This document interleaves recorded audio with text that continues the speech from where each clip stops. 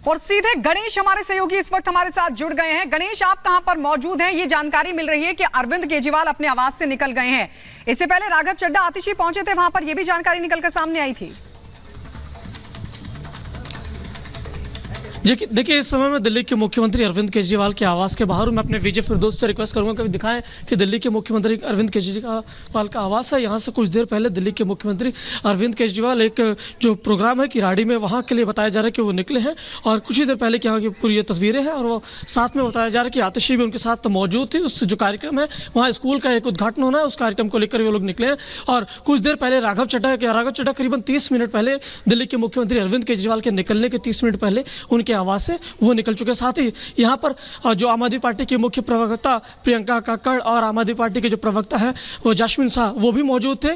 और इन जहाँ पर अगर बात किया जाए निकलने के बाद, जास्मिन शाह ने हम लोगों से बात की। उस दौरान उन्होंने कहा कि जिस तरीके से अगर उन्होंने पूरे सिलसिलेवार तरीके से बातें बताई, कहा कि जिस तरीके से नोटिस देने को लेकर कल पूरी तरीके से ड्रामा होता रहा, कहीं पर भी कोई बिल्कुल गणेश, अरविंद केजरीवाल अपने आवास से जरूर बाहर निकले हैं, लेकिन बड़ा सवाल यही है कि जो नोटिस थमाया गया है क्राइम ब्रांच की तरफ से, उस नोटिस पर वो क्या जवाब देते नजर आएंगे। फिलहाल आपका बहुत बहुत शुक्रिया।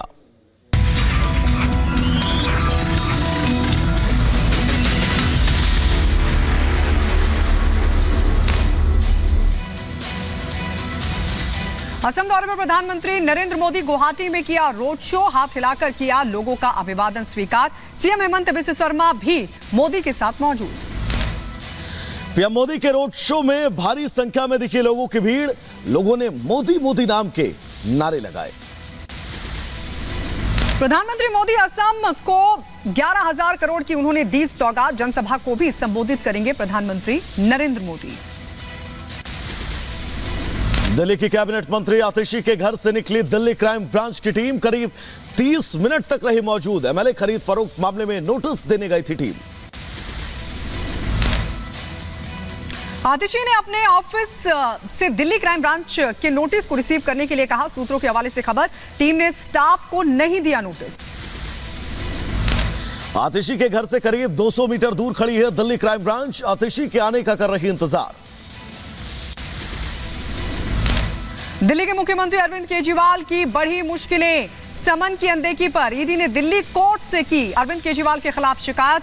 ईडी की शिकायत पर 7 फरवरी को होगी सुनवाई।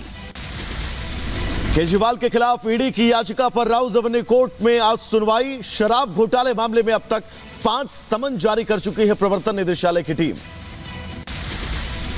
बीजेपी नेता मनजिंदर सिंह सिरसा ने आतिशी पर साधा निशाना, बोले पहले विधायकों की खरीद फरोख्त का लगाया आरोप, अब जांच में नहीं कर रहे हैं सहयोग।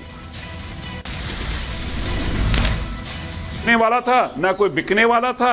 ईडी से ध्यान हटाने के लिए ये एक अडंबर रचा गया था, एक जंजाल रचा गया था, जिसके अंदर आतिशी जी और अरविंद केजरीवाल जी खुद ही फंस गए। अब बेचारे इतने डरे फिर रहे हैं, घर छोड़ छोड़ के भाग रहे हैं। पर आतिशी जी जवाब तो देना पड़ेगा। बीजेपी आम आदमी पार्टी पर लगातार लगा रही आरोप। हरीश खुराना ने कहा दिल्ली के मंत्री को देना होगा जवाब। उन्होंने लगाया है बीजेपी पर सरासर गलत आरोप। भारतीय जनता पार्टी के ऊपर आतिशी जी ने भी और अरविंद केजरीवाल जी ने भी आरोप लगाया कि भारतीय जनता पार्टी के लोग आम आदमी पार्टी के एमएलए को खरीदना चाहते। अब नहीं चलने वाला, अब तो आपको नाम बताने होंगे, अन्यथा कानून का सामना करना होगा। आरजेडी सांसद मनोज झा का प्रधानमंत्री और गृह मंत्री पर आरोप, कहा जहां जहां बीजेपी कमजोर वहां वहां ईडी मजबूत। नहीं, ये बीजेपी है, मोदी जी और अमित शाह जी हैं, उनके इशारे पे ही होता है, उनके इरादे पे ही ये अपना इरादा बनाते हैं। जहां कमजोर होते हैं वहां ईडी मजबूत होती है। दिल्ली बीजेपी अध्यक्ष वीरेंद्र सचदेवा का अरविंद केजरीवाल पर हमला, कहा शराब घोटाले में सीएम का नाम, बिना जवाब दिए भागना घोटाले में उनका हाथ साफ बता रहा है। तो हमारा तो ये मानना है कि दिल्ली में जिस तरह से भ्रष्टाचार किया गया है शराब नीति में, और अरविंद केजरीवाल का इस तरह से भागना, ये साबित करता है कि कहीं ना कहीं इस घोटाले में उनका बहुत बड़ा हाथ है, जिससे वो बचना चाहते हैं। केंद्रीय मंत्री नित्यानंद राय का अरविंद केजरीवाल पर हमला, कहा देश का कानून अपने हिसाब से कर रहा काम, भ्रष्टाचार करने वालों पर हो रही कार्रवाई। झारखंड में फ्लोर टेस्ट से पहले हलचल तेज। आज शाम 4 बजे हैदराबाद से रांची वापस आ सकते हैं गठबंधन के सभी विधायक। 5 फरवरी को चंपई सरकार का विधानसभा में फ्लोर टेस्ट। हैदराबाद के निजी रिजॉर्ट से निकले तेलंगाना के डिप्टी सीएम मल्लू। आपको बता दें झारखंड में 37 विधायक इसी रिजॉर्ट में हैं रुके। शनिवार को झारखंड के पूर्व मुख्यमंत्री हेमंत सोरेन से ईडी ने की पूछताछ। करीब 4 घंटे सवाल जवाब, बैंक ट्रांजैक्शन, जमीन घोटाले से जुड़े दस्तावेजों और दिल्ली से बरामद 36 लाख रुपए को लेकर सवाल। महाराष्ट्र सरकार में मंत्री और ओबीसी नेता छगन भुजबल का बड़ा बयान। कहा, मैंने नवंबर में मंत्री पद से दिया था इस्तीफा, मरते दम तक ओबीसी के लिए लड़ूंगा। महाराष्ट्र विधायक छगन भुजबल के मंत्री पद से इस्तीफे पर बोले बीजेपी नेता आशीष राव। कहा, बीजेपी हमेशा से ओबीसी के पक्ष में रही है।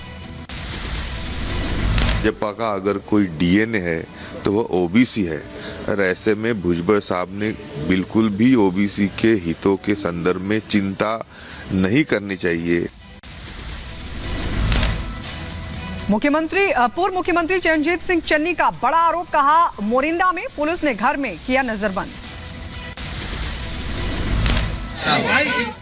सपा अध्यक्ष अखिलेश यादव ने कांग्रेस की न्याय यात्रा पर दिया बयान। कहा, कई बड़े आयोजन होते हैं लेकिन हमें आमंत्रित नहीं किया जाता है। आप जोड़ो यात्रा में शामिल होंगे? देखिए, मुश्किल तो यह है कि कई बड़े आयोजन होते हैं, बड़े कार्यक्रम होते हैं, हम लोगों को निमंत्रण ही नहीं मिलता, तो अपने आप क्या मांगे हम निमंत्रण। बिहार में विभागों के बंटवारे को लेकर बोले डिप्टी सीएम सम्राट चौधरी। कहा, 2020 में जो गठबंधन हुआ था उसके अनुसार ही हमें दिए गए हैं विभाग।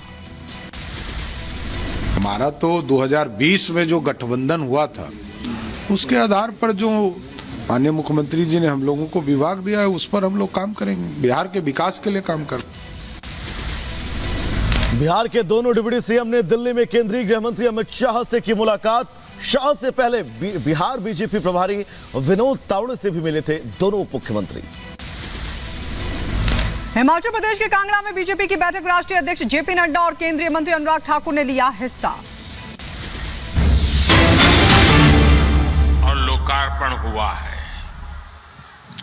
ये सारे प्रोजेक्ट असम और नॉर्थ ईस्ट के साथ ही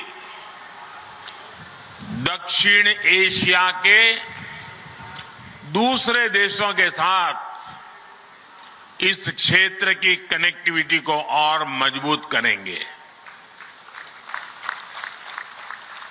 ये प्रोजेक्ट असम में टूरिज्म सेक्टर में नए रोजगार पैदा करेंगे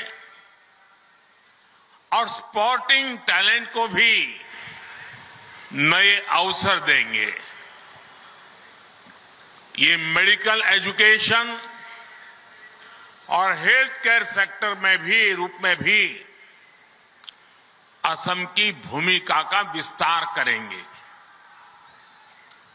मैं असम के नॉर्थ ईस्ट के अपने सभी परिवारजनों को इन परियोजनाओं के लिए बहुत बहुत बधाई देता हूं।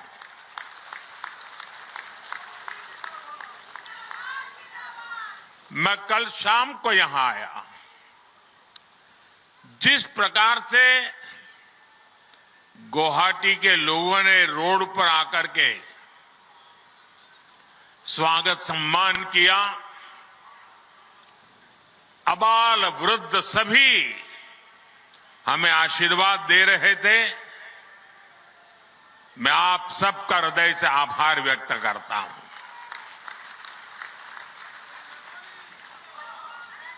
मैंने टीवी पर देखा कि आप लोगों ने लाखों दीप जलाए।